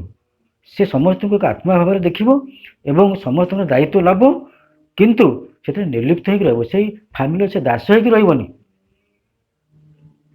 ସେ ତାର ଯେଉଁ ସାଙ୍ଗସାଥି ମାନେ ରହିଛନ୍ତି ସେମାନଙ୍କର ବି ଦାସ ହେଇକି ରହିବନି। ସେ ଦେଶର ଦାସ ହେଇକି ରହିବନି। ସେ କାହାର ଦାସ ହବ? ଲାଷ୍ଟ କହୁଛନ୍ତି you will be the slave of his soul. ସେ ତାର ଯେଉଁ ଆତ୍ମା ଅଛି ତାହାର ଦାସ ହେଇକି ରହିବ। ଯଦି ପ୍ରକୃତି ତାଙ୍କରି ଦାସ ହେଇକି ରହିଥାଏ ତାହେଲେ ସେ ସମସ୍ତଙ୍କର କାର୍ଯ୍ୟ କରିପାରିବ। କିନ୍ତୁ ମଣିଷ କ'ଣ କରେ? ସେ ମୂଳ କଥାଟିକୁ ଯେଉଁ ଚୈତନ୍ୟସତ୍ତା ତାଙ୍କର ଦାସ ନ ହେଇକିରି ଇଏ ସବୁଗୁଡ଼ିକ ଦାସ ହେଇକି ରହିଛି। ତେଣୁ ଆଧ୍ୟାତ୍ମିକ ଜୀବନଟି ବଞ୍ଚିବା କେମିତି ସମ୍ଭବପର ହେବ? ତାପରେ ଶ୍ରୀମନ୍ତ କହୁଛନ୍ତି the spiritual freedom is not the egoistic assertion of our separate mind and life, but obedience to the divine truth in ourselves and our members and in all around us. ସେ କହୁଛନ୍ତି ଯେ ଆଧ୍ୟାତ୍ମିକ ସ୍ୱାଧୀନତା କହିଲେ ବିଚ୍ଛିନ୍ନ ହୋଇ ରହିଥିବା ଆମର ଏଇ ମନ ଓ ପ୍ରାଣର କେବଳ ଏକ ଅହଂ ପ୍ରଣୋଦିତ ଆତ୍ମ ପ୍ରତିଷ୍ଠାକୁ କଦାପି ବୁଝାଇବ ନାହିଁ। ମାତ୍ର ଆମ ଭିତରେ ଯେଉଁ ପରମ ଦିବ୍ୟ ସତ୍ୟଟି ସଦା ବିରାଜିତ ହୋଇ ରହିଛନ୍ତି, ଆମର ସକଳ ଜୀବଜଗତ ଓ ଆମ ଚତୁର୍ଦିଗରେ ଯାହା ପୂର୍ଣ୍ଣ ହୋଇ ପ୍ରତିଷ୍ଠା ରହିଛି ତାହାରି ପାଖରେ ନେଇ ନିଜକୁ ସମର୍ପି ଦେବା, ତାହାରି ବାଧ୍ୟ ହୋଇ ରହିବା। ମାନେ ସେଇ ସୋଲକୁ କଥା ସେ କହୁଛନ୍ତି ଯେ ଏସବୁର ଦାସ ନ ହେଇକି ସେ ତାଙ୍କରି ଦାସ ହେବାକୁ ପାଇଁ କହୁଛନ୍ତି। ଏକଥା ମଧ୍ୟ ସତ ଯେ ପରମେଶ୍ୱର ପ୍ରତ୍ୟେକ ବ୍ୟକ୍ତିର ସ୍ୱଭାବ ଅନୁସାରେ ଆବଶ୍ୟକ କ୍ଷେତ୍ର ତାକୁ ଯୋଗାଇ ଦେଇଥାନ୍ତି, ଯେପରି ସେ ବ୍ୟକ୍ତି ନିଜର ସ୍ୱାଭାବିକ ବିକାଶ ସାଧନ କରିପାରିବ ଓ ନିଜ ଭିତରେ ସେହି ପରମ ଦିବ୍ୟ ସତ୍ତାଟିର ଆବିଷ୍କାର କରିବା ଲାଗି ସମର୍ଥ ହୋଇପାରିବ। ଦେଖନ୍ତୁ, ଯେତେବେଳେ ଆପଣ ଦେଖିବେ ଯେ ଆଶ୍ରମରେ ଯେଉଁ ଭାଇ ଭଉଣୀମାନେ ସବୁ ରହିଛନ୍ତି, ସମସ୍ତଙ୍କୁ ଯେବେ ଆପଣ ପଚାରିବେ ଯେ ସେମାନେ କେମିତି ଆଶ୍ରମକୁ ଆସିଲେ, ଆପଣ ଦେଖିବେ ଯେ ସେମାନେ ବିଭିନ୍ନ କଥା ସବୁ କହିବେ, ବିଭିନ୍ନ କାହାଣୀ ସବୁ କହିବେ ଯେ ଏଇ କାରଣରୁ ଏଇ ସ୍କୁଲରେ ମୁଁ ଥିଲି, ଏମିତି ଏମିତି ଅସୁବିଧା ହେଲା, ଚାଲି ଆସିଲି। ସେ କ'ଣ ଏମିତି କେଉଁଠି ସେଣ୍ଟର ଥିଲି, ଏମିତି ଅସୁବିଧା ହେଲା, ଚାଲି ଆସିଲି। ସେଇଟା ଗୋଟେ ଖାଲି ଉପଲକ୍ଷ୍ୟ। ପ୍ରକୃତିରେ ମା ତାଙ୍କୁ ଆଗରୁ ବାଛି ସାରିଛନ୍ତି। ସେଇ ଘଟଣାଟି ଯଦି ନ ଘଟେ ସେ ଏଠିକି ଆସିବ ନାହିଁ। ତେଣୁ ସେଇ ଦିବ୍ୟ କୃପା ହିଁ ସେଇ ଘଟଣାଟି ଘଟାନ୍ତି। ତେଣୁ ସେ ଚାଲି ଆସେ। ସେଇଥିପାଇଁ ମୁଁ ଗତ ସପ୍ତାହରେ ଯେଉଁ ଗୀତଟି ଗାଇଥିଲି, ଜୀବନର ଚଲାପଥ ଯେବେ ଫେରି ଦେଖେ ସବୁଠି ତୁମରି କୃପାଧାରା, ତୁମେ ଅଛ ବୋଲି ଯେତେବେଳେ ଜଣେ ଭାବେ, ସେ ଯେଉଁ ଗୀତଟି ମୁଁ ଗାଇଥିଲି ମୋର ଲାଷ୍ଟ ମନେ ପଡ଼ୁନି, ସେତେବେଳେ ନିଶ୍ଚିତ ଭାବରେ ହୃଦୟ ଆତ୍ମହରା ହେଇଯାଏ। ତେବେ ଆମେ ସେଇ କଥାଟିକୁ ନିଶ୍ଚିତ ଭାବରେ ମନେ ରଖିବା ଯେ ଯାହା କିଛି ଜୀବନରେ ଘଟୁଛି ସବୁ କିଛି ସେ ହିଁ ଆମ ପାଇଁ କରୁଛନ୍ତି। କାହିଁକି ନା ସେ ଦେଖନ୍ତୁ, ଆପଣ ବାବାଜୀ ମହାରାଜ, ଚମ୍ପକଲାଲ, ବାବାଜୀ ମହାରାଜ କେତେ ବାଟ ଘୁରି ଘୁରି ଘୁରି ଘୁରି ଲାଷ୍ଟକୁ ଆସି ପହଞ୍ଚିଛନ୍ତି ଆଶ୍ରମରେ। ଆଉ ବ୍ୟକ୍ତିଗତ ମୋ ଜୀବନରେ ମୁଁ କହିଲେ କେତେ ବାଟ ଘୁରି ଘୁରି ଘୁରି ଆସି ଏଠି ପହଞ୍ଚିଛି, କିନ୍ତୁ ଏଇଟା ବହୁ ଆଗରୁ ବିଧି ନିର୍ଦ୍ଧିତ ହେଇଛି ମୋତେ ଏଠି ଆସିବାକୁ ପଡ଼ିବ। କାରଣ କ୍ଲାସ୍ 9ରେ ଯେତେବେଳେ ପଢ଼ୁଥିଲି ମୁଁ, ସେତେବେଳେ ମୁଁ ସ୍କୁଲ ଆସିବା ମାତ୍ରେ ହିଁ ମୋର ବସ୍ତାନଟି ରଖିଦେଇ ମୁଁ ଧ୍ୟାନ କରୁଥିଲି। ପ୍ରାୟ 1 ଆୱାର ମେଡ଼ିଟେସନ୍ ମୁଁ କରେ।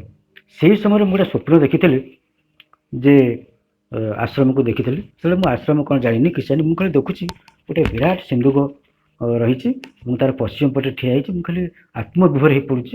ଆଉ ଯେତେବେଳେ ସେ ଅଗଣା ଭିତରୁ ବାହାରୁଛି, କେତେଜଣ ସାଧୁ ବସିଛନ୍ତି, ମୁଁ ନମସ୍କାର କରୁଛି। ସେମାନେ କହୁଛନ୍ତି ତୁମେ ଦିନେ ଏଠିକି ଆସିବ। ଦେଖନ୍ତୁ, ସେଟା ହେଉଛି କାହିଁ କେତେ ବର୍ଷ ତଳର କଥା। ମୁଁ ବହୁ ମାନେ ମୁଁ ଆସିଲି, ସେଟା ଦେଖିଥିଲି 1985ରେ। ମୁଁ ଆସିଲି 2008। କେତେ ବର୍ଷ ସେ ମୋତେ ଘୁରେଇ ୟା ଭିତରେ ପାଠ ପଢ଼ା, ଜବ୍ ସବୁ ସରିଗଲା ମୋର। ଆଉ ଯେତେ ସବୁ ଗ୍ରନ୍ଥ ପଢ଼ିବା କଥା ସବୁ ସରିଗଲା। ଯେତେବେଳେ ସବୁ କିଛି ମୋର ସରିଯାଇଛି ପଢ଼ାପଢ଼ି, ମୁଁ ଭାବୁଛି ହେ ଭଗବାନ, କିଏ ମୋର ତାହେଲେ ଗୁରୁ? ମୁଁ କ'ଣ ଆଉ ମୋ ଗୁରୁଙ୍କ ସନ୍ଧାନ ପାଇବି ନାହିଁ? ଯେତେବେଳେ ମୁଁ ଖୋଜିଛି ସେତିକିବେଳେ ହିଁ ସେ ମୋତେ ଧରା ଦେଇଛନ୍ତି। ଆଉ ସେତିକିବେଳେ ହିଁ ମୁଁ ପାଠଶାଖ ସହିତ ଯାଇକି ମିଶିଛି। ତେବେ ଯାହା ହଉ, ଆପଣ ମୋ କଥା ତ ସାଧାରଣ କଥା, କିନ୍ତୁ ବାବାଜୀ ମହାରାଜଙ୍କର ବହୁତ ଅଲୌକିକ ଏବଂ ଚମ୍ପକଲାଲଙ୍କର ଜୀବନୀ ମଧ୍ୟ ବହୁତ ଅଲୌକିକ କଥା ଯେ କେମିତି ସେମାନେ ଆସିଲେ। ତେଣୁ ଏଇଠି ପ୍ରଭୁ କହୁଛନ୍ତି ଯେ ତାକୁ ଗୋଟିଏ କ୍ଷେତ୍ର ଯୋଗାଇ ଦିଅନ୍ତି, ଯାହାଫଳରେ ସେ ଏଠି ଆସିବାକୁ ବାଧ୍ୟ ହୁଏ। ତେବେ ସେଇଠି ଶ୍ରୀମନ୍ତ ସୁନ୍ଦର କଥାଟି କହୁଛନ୍ତି ଯେ ଗୋଟେ ସାମୂହିକ ଦୁର୍ବିପାକ ଘଟେ। ଯେମିତି ମୁଁ କହିଲି ଯେ ଯେକୌଣସି ଅପଭାଇଙ୍କୁ ପଚାରିବେ ଯେ କେମିତି ଆସିଲେ, ନା ଏମିତି ଗୋଟେ ଘଟଣା ଘଟିଲେ, ଅସୁବିଧା ହେଲା, ତେଣୁ ମୁଁ ଆସିଲି। ଏଇ ଯେଉଁ ସାମୂହିକ ଯେଉଁ ଦୁର୍ବିପାକଟି ଘଟେ ଶ୍ରୀମନ୍ତ କହୁଛନ୍ତି ସେଟା ସେଇ ସକାଶେ ହିଁ ଘଟେ ଏବଂ ସେ ହିଁ ଘଟେଇଥାନ୍ତି ଯେ ଏଇ ଘଟଣା ଯଦି ନ ଘଟେ ସେ ସେଠି ଆସିବ ନାହିଁ। ତେଣୁ ସେଇ ଘଟଣାଟି ଘଟାଇବା ପାଇଁକି ତାଙ୍କର କୃପା ରହିଥାଏ। ତେଣୁ ପ୍ରତ୍ୟେକ ଜୀବନର ଚଲାପଥ ଯଦି ଫେରେ ଦେଖେ ସବୁଠି ତୁମରି କୃପାଧାରା, ମୁଁ ଯେଉଁ ଲେଖିଥିଲି ସେଇଟା ହିଁ ମୁଁ ଦେଖିଲି ପଛକୁ ଫେରିକି, ଯଦି ଏପରି କଥା ନ ହେଇଥାନ୍ତା ମୁଁ ଏଠି ଆସିଥାନ୍ତି କେମିତି। ନିଶ୍ଚିତ ଭାବରେ ୟା ପଛପଟରେ ସେହି କୃପା ହିଁ ରହିଛି। ତାପରେ ସେଇ ଅନାଗତ ଭବିଷ୍ୟତର ଆଧ୍ୟାତ୍ମିକ ଯୁଗଟିରେ ସମାଜ କେବଳ ସତ୍ୟ ପଥରେ ହିଁ ଯିବ। କୌଣସି ଗୋଟିଏ ନିୟମକୁ ଜୋର ଜବରଦସ୍ତି ଲୋକମାନଙ୍କ ଉପରେ ଲଦି ଦେବ ନାହିଁ, ସେମାନଙ୍କୁ ସମାଜର ନିୟମକୁ ମାନିବାକୁ ବାଧ୍ୟ କରିବ ନାହିଁ, କିମ୍ବା କୌଣସି ନିୟମକୁ ମାନେ ଧାରାବାହିକ ଭାବରେ ଲୋକମାନଙ୍କୁ କରିବାକୁ ସେ କହିବ ନାହିଁ। ଯେମିତି ସମାଜ କହିବନି ଯେ ପୋଲିସ ଯେଉଁ ନିଷ୍ଠାପର ଭାବରେ କାର୍ଯ୍ୟ କରୁଛି ସେମିତି ମୁଁ କରିବାକୁ ପଡ଼ିବ, କିମ୍ବା ସୈନ୍ୟବାହିନୀ ଯେମିତି ନିଷ୍ଠାପର ଭାବରେ କାର୍ଯ୍ୟ କରୁଛି ସେମିତି ମୁଁ କରିବାକୁ ପଡ଼ିବ, କିମ୍ବା କମ୍ୟୁନିଜିମ୍ ଯେମିତି କରୁଛି, ଦେଖ ଚାଇନା ଦେଶ, ଦେଖ ରୁଷିଆ, ସେମାନେ କେମିତି ଡେଭଲପ୍ କଲେ ସେମିତି ତୁମକୁ କରିବାକୁ ପଡ଼ିବ। ସେମିତି କହୁଛନ୍ତି ସେମିତି ସେ କହିବ ନାହିଁ। ଯେ ଏହାର ଅର୍ଥ ହେଉଛି ଲୋକମାନଙ୍କୁ କୌଣସି ପ୍ରକାର ଜୋର ଜବରଦସ୍ତି ସେ କରିବ ନାହିଁ, ତାଙ୍କୁ ପୂର୍ଣ୍ଣ ସ୍ୱାଧୀନତା ଦେବ। ସେତେବେଳେ ଲୋକମାନଙ୍କର ଏକମାତ୍ର ଲକ୍ଷ୍ୟ ଥିବ କିପରି ଚୈତ୍ୟ ସୀତାଙ୍କର ଆବିଷ୍କାର କରିବା। ସେଥିପାଇଁ ସେ ସମାଜର ଲୋକମାନେ ଯଥାସମ୍ଭବ ଯେତେ ସବୁ ବାଧ୍ୟବାଧକତା ସବୁ ରହିଛି, ଯେଉଁ କୁଳ, ଜାତି, ଧର୍ମ, ସମାଜ, ଦେଶ, ଏ ସବୁର ଯେଉଁ ବନ୍ଧନ ରହିଛି ତାକୁ ସେମାନେ କାଟି ଦେଇଥିବେ। ସେମାନେ ସେଇ ଧର୍ମ ଭିତରେ ଥିବେ କିନ୍ତୁ ଧର୍ମ ତାଙ୍କ ଭିତରେ ନଥିବ। ସେ ଦେଶ ଭିତରେ ଥିବେ, ମୁଁ ଭାରତ ବର୍ଷରେ ରହିଛି, ମୁଁ ଭାରତୀୟ, ଏଭଳି ସେ କହୁନଥିବେ। ମୁଁ ହେଉଛି ସେ ଭଗବାନଙ୍କର। ଯେମିତି ମା କହିଲେ ମୁଁ କୌଣସି ଦେଶରେ ନୁହଁ, କୌଣସି ଜାତିରେ ନୁହଁ, କୌଣସି ପରମ୍ପରା ନୁହଁ, ମୁଁ ହେଉଛି ଭଗବାନଙ୍କର। ମୁଁ ଆଗରୁ ଗୋଟେ ମେସେଜ ରହିଛି, ଏକ୍ଜାକ୍ଟ ମେସେଜ ମୋତେ ଜଣା ନାହିଁ, କିନ୍ତୁ ଏଇ କଥା ମା କହିଛନ୍ତି। ତେବେ ସମାଜ ଭିତରେ ବାସ କରୁଥିବା ବା ସମାଜରେ ରହୁଥିବା ସେ ଲୋକମାନଙ୍କର ଚରିତ୍ର ଏହିଭଳି ହେବ। ସେହି ବ୍ୟକ୍ତିମାନେ ନିଜ ଚାରିପାଖରେ ଏମିତି ଏକ ପରିବେଶ ସୃଷ୍ଟି କରିଥିବେ, ଲୋକମାନେ ବାଧ୍ୟ ହେବେ ସେ ଆଧ୍ୟାତ୍ମିକତା ଦ୍ୱାରା ନିଜକୁ ପରିଚାଳିତ କରିବା ପାଇଁ। ସେ ଲୋକଟି କୌଣସି ଧର୍ମର ହେଇନଥିବ, କୌଣସି ସମ୍ପ୍ରଦାୟ ହେଇନଥିବ, କିନ୍ତୁ ସେ ଏମିତି ଗୋଟିଏ ଆଧ୍ୟାତ୍ମିକ ବାତାବରଣ ତା ଭିତରେ କ୍ରିଏଟ୍ କରିଥିବ, ତା ଚାରିପାଖରେ ଥିବା ଲୋକମାନେ ତାକୁ ଦେଖି ଆଶ୍ଚର୍ଯ୍ୟ ହେବେ, ଆରେ ଏ ଲୋକଟି ତ ପୁରା ଡିଫରେଣ୍ଟ, ଏ ଲୋକଟିର ଜୀବନଯାପନ ତ ଅତି ଚମତ୍କାର, ଏବଂ ସେ ଯାହା କହୁଛି ତାହା ସତ ହେଉଛି, ଏବଂ ଆମ ସମସ୍ୟାର ସମାଧାନ ମଧ୍ୟ ସେ କରିଦେଉଛି। ସେତେବେଳେ ଲୋକମାନେ ତା ନିକଟକୁ ଛୁଟିଯିବେ। ଏବଂ ଖାଲି ଲୋକ ନୁହଁ, ସମାଜ ମଧ୍ୟ ତାକୁ ଅନୁସରଣ କରିବ। ଶ୍ରୀମନ୍ତ କଥା କହୁଛନ୍ତି ଯେ ସେ ଯେଉଁ ଯୁଗଟି ଆସିବ, ଏମିତି ଏ ଗ୍ରୁପ ଅଫ୍ ପିପୁଲ ବାହାରିବେ ଯେଉଁମାନଙ୍କୁ ସମାଜ ଅନୁସରଣ କରିବ। ଏବେ ମଣିଷ ଇଚ୍ଛା କଲେ ମଧ୍ୟ ଆଧ୍ୟାତ୍ମିକତା ଆଡ଼କୁ ଯାଇପାରୁନାହିଁ। ତାର ମୁଖ୍ୟ କାରଣ ହେଉଛି ସମାଜ ସେଥିପାଇଁ ଏପର୍ଯ୍ୟନ୍ତ ପ୍ରସ୍ତୁତ ହୋଇନାହିଁ। ଭାରି ମଝିରେ ମଝିରେ ଭାରି ବିଳାପ ଆସେ, ସମାଜ ଯେଉଁଭଳି ଅବସ୍ଥାରେ ଏବେ ଅଛି, କ'ଣ ହବ ସତରେ, ଏ ଅତିମାନସ ଜଗତ ଆସିବ, ଏମିତି ଗୋଟିଏ ମଝିରେ ମଝିରେ ମନ ମଧ୍ୟରେ ଆସେ। କିନ୍ତୁ ଆଉ ଗୋଟିଏ ସେଣ୍ଟେନ୍ସ ଆସେ ଯେ ସକାଳ ହେବା ପୂର୍ବରୁ ରାତ୍ରିଟି ଘନ ଅନ୍ଧକାରରେ ପୂର୍ଣ୍ଣ ରହିଥାଏ। ନିଶ୍ଚିତ ଭାବରେ ସେହି ସକାଳ ଆସିବ। ସମାଜ ମଣିଷକୁ ଆଧ୍ୟାତ୍ମିକ କରିବାକୁ ଯେଉଁ ସାମର୍ଥ୍ୟ ଆବଶ୍ୟକ, ସେ ସାମର୍ଥ୍ୟ ଏପର୍ଯ୍ୟନ୍ତ ସେ ହାସଲ କରିପାରିନାହିଁ। ଯେତେବେଳେ ସେ ସାମର୍ଥ୍ୟଟି ସେ ହାସଲ କରିବ ସମାଜ, ସେତେବେଳେ ସମାଜରେ ବସବାସ କରୁଥିବା ଲୋକମାନେ ଅଟୋମେଟିକାଲି ଆଧ୍ୟାତ୍ମିକତା ଆଡ଼କୁ ଚାଲିଯିବେ। ଯେମିତି ଗୋଟେ ଟ୍ରେନରେ ଦଳେ ଲୋକ ବସିଛନ୍ତି ପଣ୍ଡିଚେରୀ ଆସିବା ପାଇଁ, ଟ୍ରେନରେ ବସିଛନ୍ତି ସେମାନେ, ଟ୍ରେନ ସେମାନଙ୍କୁ ନେଇ ଆସି ପହଞ୍ଚିଯିବ। ଯେମିତି କଥାଟି ସେମିତି समाज ଯେତେବେଳେ ସେ ଆଧ୍ୟାତ୍ମିକକୁ ବହନ କରି ଚାଲିଥିବ ସେତେବେଳେ ଅଟୋମେଟିକାଲି ସେ ଲୋକମାନେ ଆଧ୍ୟାତ୍ମିକ ହେବାକୁ ବାଧ୍ୟ ହେବେ। ତେବେ ଆଧ୍ୟାତ୍ମିକ ଦ୍ୱାରା ପ୍ରବିଷ୍ଟ ସେହି ଭବିଷ୍ୟତର ସମାଜରେ ବାସ କରୁଥିବା ଲୋକମାନେ ଏକ ମୁକ୍ତ ଜୀବନଯାପନ କରୁଥିବେ। କାରଣ ଯେଉଁ ସବୁ ଡିଜାୟାର ମଣିଷ ଭିତରେ ରହିଛି ସେଥିସକାଶେ ସେମାନେ ଆଦୌ ଆଗ୍ରହୀ ନଥିବେ ବା ସେଗୁଡ଼ିକ ପରିପୂର୍ଣ୍ଣ ହୋଇଯାଇଥିବାରୁ ସେମାନେ ଭଗବାନଙ୍କୁ ଖୋଜିବାକୁ ପର୍ଯ୍ୟାପ୍ତ ସମୟ ପାଇବେ। ସେମାନଙ୍କ ଭିତରେ ଯେଉଁ ଡିଜାୟାର ଥିବ ଏଇଟା କରିବି ସେଇଟା କରିବି ସେସବୁ ଡିଜାୟାର ସେମାନଙ୍କୁ ନଥିବ ବା ସେ ଡିଜାୟାର ଗୁଡ଼ିକ ସେମାନଙ୍କୁ ପରିପୂର୍ଣ୍ଣ ହୋଇଯାଇଥିବ। ସେଇଥିପାଇଁ ସେମାନଙ୍କ ପାଖରେ ପର୍ଯ୍ୟାପ୍ତ ସମୟ ଥିବ ଚୈତନ୍ୟତାକୁ ସମୟ ଦେବା ପାଇଁ। ଏବେ ମଣିଷ ପାଖରେ ଟିକେ ବି ସମୟ ନାହିଁ। ସେ ତା କାର୍ଯ୍ୟରେ ଏତେ ବ୍ୟସ୍ତ, ତାର ପରିବାର ପାଇଁ, ଟଙ୍କା ପଇସା ପାଇଁ, ତାର ଯେଉଁ ଗୌରବ ପାଇଁ, ତାର ଯେଉଁ ପୁରସ୍କାର ପାଇବ ଏ ସବୁଗୁଡ଼ିକ ପାଇଁ ସେ ଏତେ ବ୍ୟାକୁଳ ହେଇକି ରହିଛି ଯେ ପ୍ରକୃତ କଥାଟିକୁ ସେ ଭୁଲି ଯାଇଛି ଯେ ତାର ଚୈତନ୍ୟତା ସହିତ ତାକୁ ସମ୍ପୃକ୍ତ ହେବାକୁ ପଡ଼ିବ ଏ କଥାକୁ ସେ ଭୁଲି ଯାଇଛି। ସେତେବେଳେ ଲୋକମାନଙ୍କ ଭିତରେ ଅହଙ୍କାର ପ୍ରାୟତଃ ନଥିବ ବା ଅହଙ୍କାର ମଣିଷକୁ ଡୋମିନେଟ୍ କରି ରଖିନଥିବ, ବରଂ ଅହଙ୍କାର ଗୋଟିଏ କୋଣରେ ଲୁଚିକି ରହିଥିବ। ବ୍ୟକ୍ତି ସ୍ୱାର୍ଥ ପାଇଁ ଜୀବନ ବଞ୍ଚୁନଥିବ।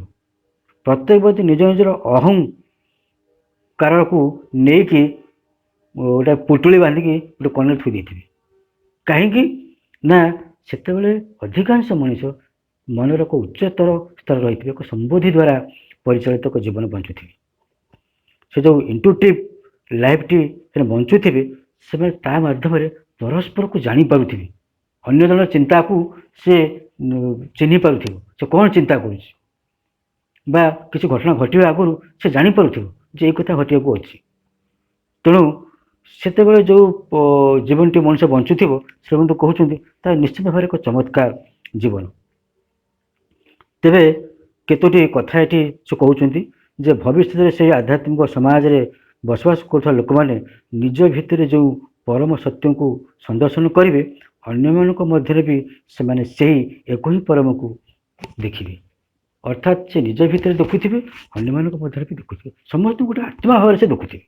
ସେମାନଙ୍କ ମଧ୍ୟରେ ପରସ୍ପର ସହିତ ଏକ ଚୈତିକ ସମ୍ପର୍କ ରହିଥିବ, ସେମାନଙ୍କ ମଧ୍ୟରେ ଏକ ଇନର କନେକ୍ସନ ରହିଥିବ, ଏକ ଇନର ୟୁନିଟ୍ ଯାହାକୁ କହୁଛନ୍ତି ଆନ୍ତର ସମତ୍ୱ ସେଟା ରହିଥିବ।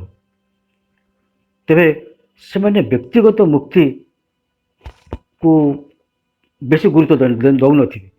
ଏକ ପରିପୂର୍ଣ୍ଣ ସମାଜରେ ସମସ୍ତେ ସେ ମୁକ୍ତିକି ହାସଲ କରନ୍ତୁ ଏ କଥା ସେମାନେ ଚାହୁଁଥିବେ, ଏକ ପରିପୂର୍ଣ୍ଣତା ଚାହୁଁଥିବେ।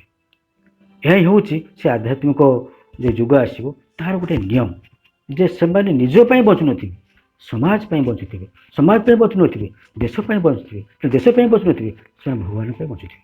ଏଇଭଳି ଏକ ଅଦ୍ଭୁତ ଜୀବନ ଆସିବ, ଭାରି ଚମତ୍କାର କଥା।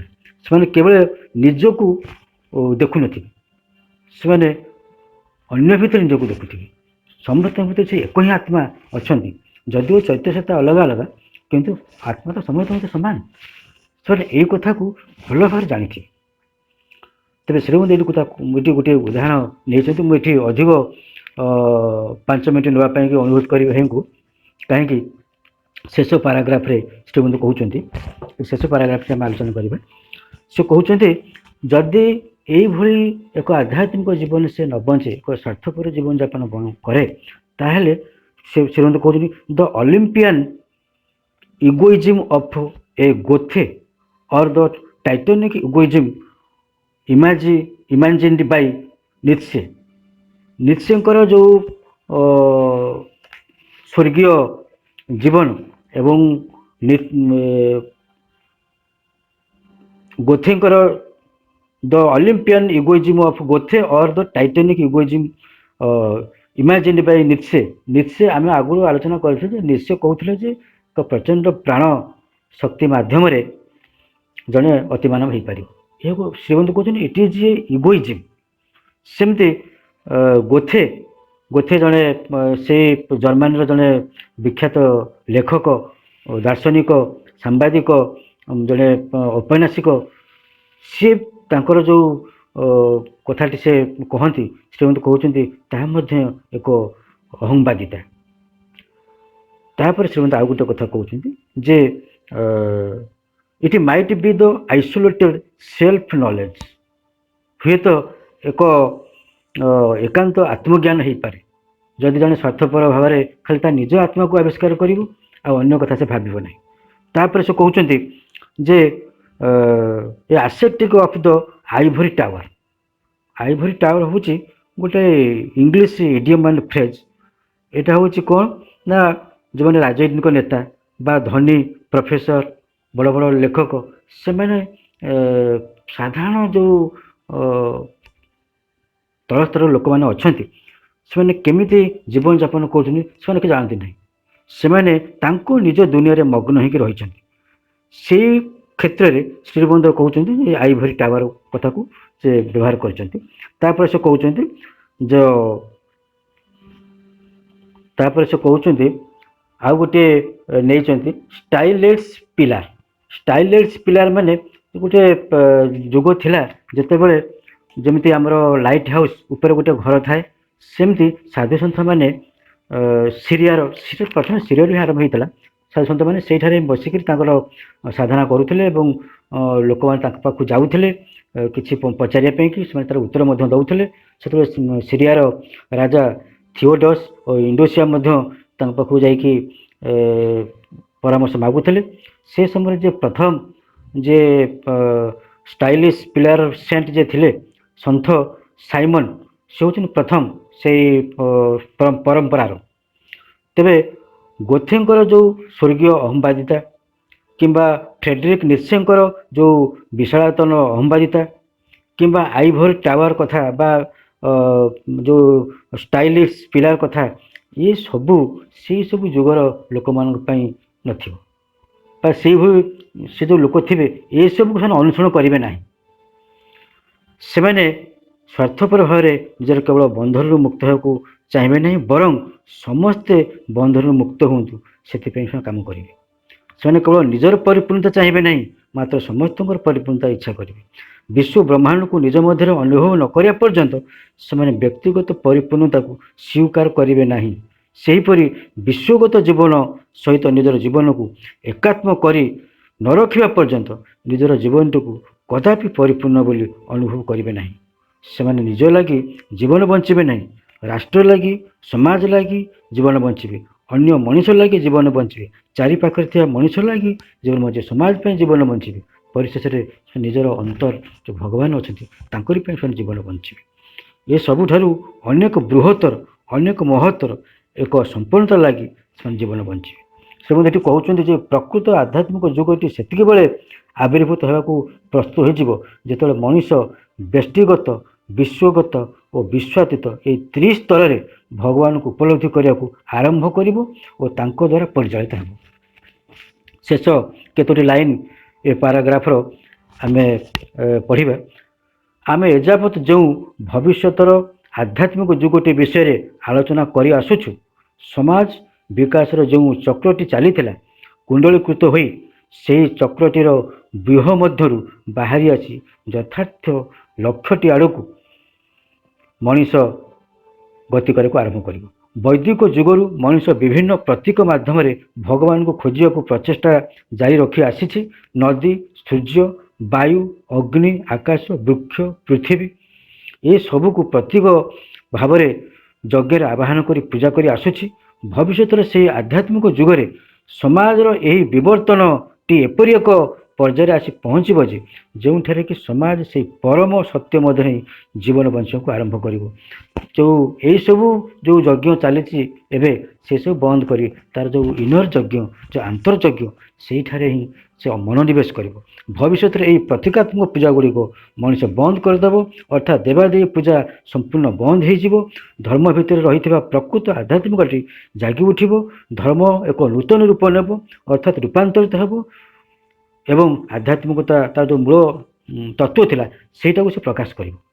ଧର୍ମ ଗୁଡ଼ିକ ଯେଉଁ ଭବିଷ୍ୟତବାଣୀ କରିଥିଲେ ଯେ ଏ ଭଗବତ ସାମ୍ରାଜ୍ୟ ଆସିବ, ସେମାନେ ସତେବା ଏକ କାଚ ଖଣ୍ଡେ ଦେଇ ଦେଖୁଥିଲା ପରି ତାହାକୁ ବଡ଼ ତମିଶ୍ରାଚ୍ଛନ୍ନ ଭାବରେ ଦେଖିଛନ୍ତି। ମାତ୍ର ଶିବବନ୍ଧୁ କହୁଛନ୍ତି ସେମାନେ ପରିଷ୍କାର ଭାବରେ ଦେଖିପାରି ନାହାନ୍ତି, ସେଥିରେ ନାନା କଳ୍ପନା ଜଳ୍ପନା ଯୋଡ଼ି ଦେଇ ତାକୁ ଅସ୍ପଷ୍ଟ କରିଦେଇଛନ୍ତି।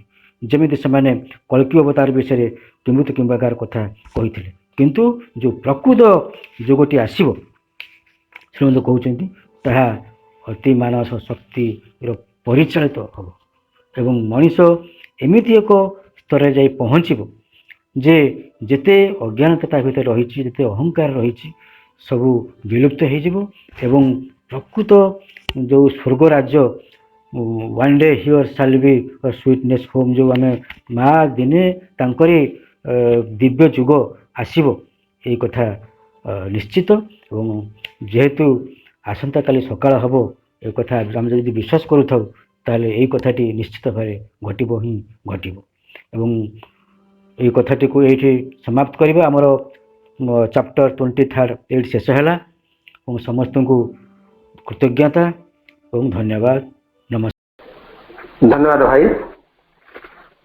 बहुत सुंदर भाव मानव जुग चक्र प्रभुंकर दिव्य ग्रंथ को आपण अनवरत धारावाहिक भाव व्याख्या कर चली प्रभुंकर कथा को प्रभुंकर दिव्य वार्ता को आगामी दिन में आम निश्चित रूपे जे अतिमानव हवा या सत्य ध्रुव सत्य प्रभु कथार या प्रतीयमान जमी श्री अरविंद कहले आज जोटा तुमको पक्षयुक्त सिंह भली मन हो काली ताहा निश्चय मान जमीती तुमको कल्पना बोली मन हो आज जोटा पक्षयुक्त सिंहटा तुमको कल्पना बोली मन हो काली ताहा निश्चय निश्चय सत्य हम यही सत्य हम एवं प्रभुंकर जहाँ जहाँ भाई आलोचना कर चली अध्याय मानक अनेक कथा घटीगला आउ काली केवल राति पाहिले आम केवल अति मानव हवा यही हूँ आम स्वप्न या सत्य हम वास्तव हम प्रभु भरसा अच्छी माँ आम भरसा अच्छी आम निश्चय अति मानव हवा। कार्यक्रम को आम एक विरति घोषणा करवा। माँ और प्रभु चरण कमल अनंत कोटि प्रणाम जनाई कार्यक्रम में उपस्थित हुआ समस्त भाई बापा मान को वंदे मातरम तथा प्रणाम जनाई भाई को बहुत बहुत धन्यवाद ज्ञापन करी आमे कार्यक्रम को विरति घोषणा कले। कार्यक्रम समस्त को अरभ।